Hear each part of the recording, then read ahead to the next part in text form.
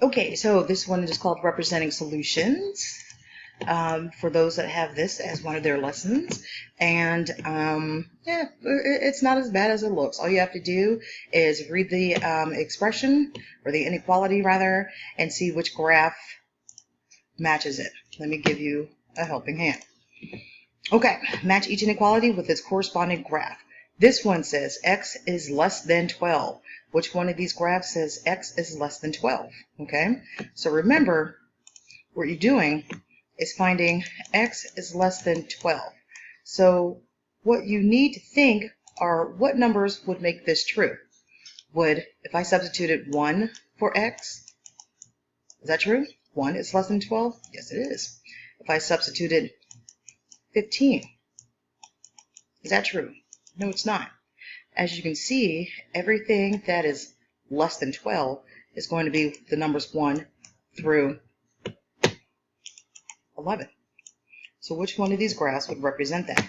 Or even going, towards the negative numbers, because certainly -1 is less than 12. This graph says 12, right? And then 13, 14, 15, 16, etc. Would that one work? No. This one says 12, 11, 10, 9, 8. So this is working, okay? However, there's a little bit something not quite official with this one. Every single time when the dot is circled in, it means it includes 12. So if the dot is closed in, colored in like this, it's saying this, 12 is less than 12. Is that correct? No. Or it's saying this 12 is less than or equal to 12, excuse me. So, but that's not what this problem originally said. The original problem, let's go back again, is x is less than 12. X is less than 12. When you have a closed dot, such as this one, or even this one, it's saying, I'll give this one as an example, x is less than or equal to 12. That's not what the original problem says. How about this? This one is saying 12 is greater than 12, because 12, 13, 14, 15, 16, etc. And one more. Here you go. This is the one that we want, because this one does not have the closed circle, and it's highlighting the numbers that are 11 and less. So that one is the correct one. Remember, not the filled in dot, because filled in dot means greater than or equal to, and that's not what the original question asked for. So I'm going to move this last one all the way up if I can. Up.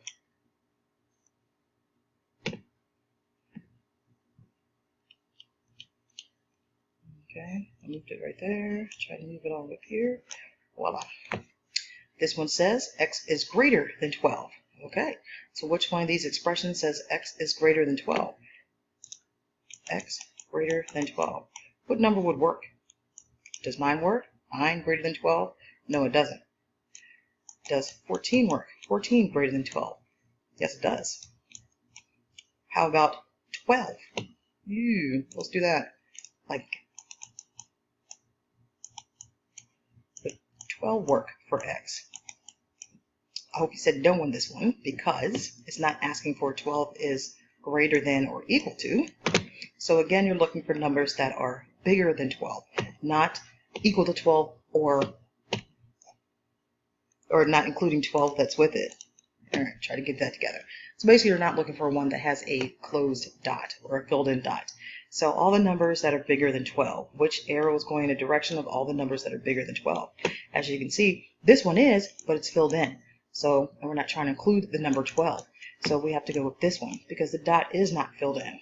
And so that means it doesn't include 12. It includes 13, 14, 15, 16, 17, etc. All numbers bigger than 12. And then, look at that. Now you have or equal to. So this one is saying x is less than or equal to 12. Remember, the less than one, our arrow went in this direction, but it wasn't filled in because it didn't have the line like this one does. So now we can use the one that has the line in it, which should be this one. All these numbers are less than 12, including the 12, therefore saying x is less than or equal to 12. Let's see if this is good. Yay, look at that. All right, let me go through another one with you.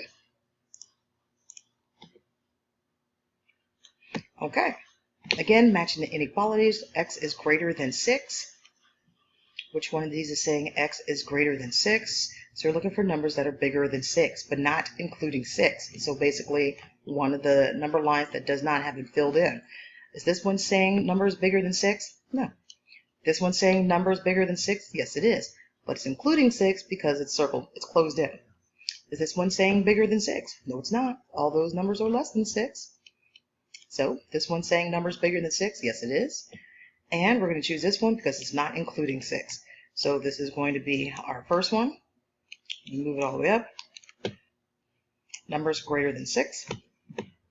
And then numbers greater than or equal to 6. That means a closed one. And numbers less than 6, but not equal to 6. So we have that one.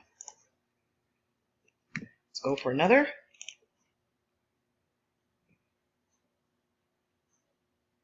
Okay. So, word problem. The grocery store charged $9 for a box of Joe's favorite chocolate chip cookies. How much money could he bring to the store to buy a box of cookies? Identify the inequality and graph that corresponds with Joe's situation. Well, if he knows the cookies are going to cost $9, how much is he going to need to bring, right? So, do you think he's going to bring in $8? No, because he wouldn't have enough to buy the cookies. He's going to bring in $9? He could bring in $9, right? Or he can bring in more than $9. So for this one, the inequality, you should actually have the right it would be x, okay? It's greater than or equal to 9, because this means he's going to bring $9 or more. So x greater than or equal to 9. And which one of these graphs represents that? It would be this one. It's called my pizza delivery. Okay, so now that we know the inequality x is greater than or equal to 9, so what number line represents all numbers bigger than 9 or equal to 9? And that would be this one right here. All right. Okay, look at that, 83% mastery. So I think I should leave you guys to do the rest of the problems on your own. But just out of curiosity, let's see what's next. Yeah. Kyle was putting books on the shelves of putting shelves on his new bookshelf. He has 7 books to put on the shelves. Match each of the following with the correct answer. Graph the number of books Kyle might put on the top shelf. Description of the number of books Kyle might put on the top shelf. And then you have these different ones, the description or the graph. So this one is going to be the graph. This one will represent the description, which is this right, these down here. Okay, so all you have to do is remember Kyle was putting books on the shelves of his new bookshelf. He has 7 books to put on the shelves. So which one of these numbered lines will represent that, and which description will represent that? I'm going to leave you alone for that one. Good luck.